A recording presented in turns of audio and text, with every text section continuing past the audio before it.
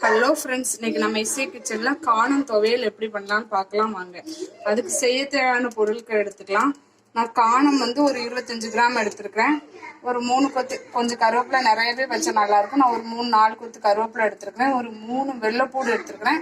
1/4 முறிக்கும் கொஞ்சமா தேங்காய் எடுத்திருக்கிறேன். ஒரு 3 வரமிளகாய் எடுத்திருக்கிறேன்.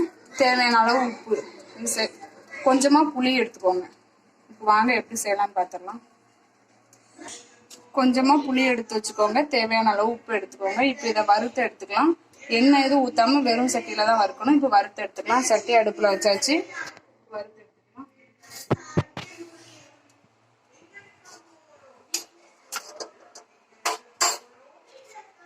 ஃபர்ஸ்ட் 3 வரமிளகாய் போட்டுக்கலாம். அப்புறம் 3 பல் பூண்டு எடுத்து வச்சிருக்க, கொஞ்சமா புளி, ஒரு கொத்து கருவேப்பிலை, இது 4ஐயும் போட்டு வறுத்து எடுத்துக்கலாம்.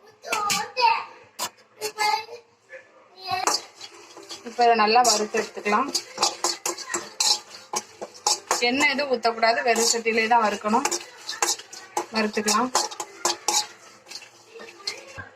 அடுப்பு கொஞ்சம் சிம்மிலே வச்சு வறுத்துக்கோங்க.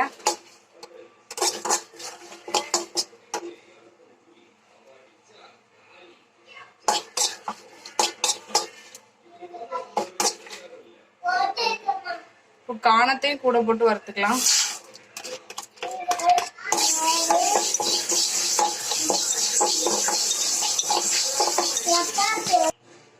காணத்தையும் போட்டு வறுத்துட்டேன். இப்போ ஒரு 1/4 முறிக்கு கொஞ்சமா தேங்காய் எடுத்துருக்கேன். அதையும் போட்டு வறுத்துக்கலாம். கொஞ்சம் நல்லா வறுத்துக்கோங்க.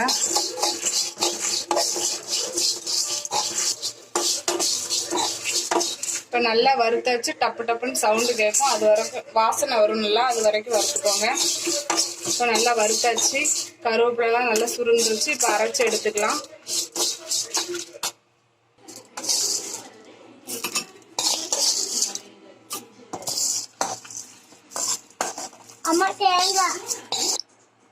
தேவையான அளவு உப்பு போட்டு அரைச்சிக்கலாம்.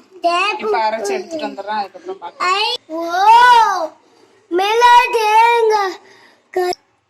இப்ப அரைச்சு எடுத்துட்டு வந்தாச்சு. இதுக்கு கொஞ்சம் கொஞ்சமா தண்ணி ஊற்றி அரைச்சுக்கோங்க. இந்த பதத்துக்கு இது வந்து இப்ப எடுத்து வச்சுக்கலாம்.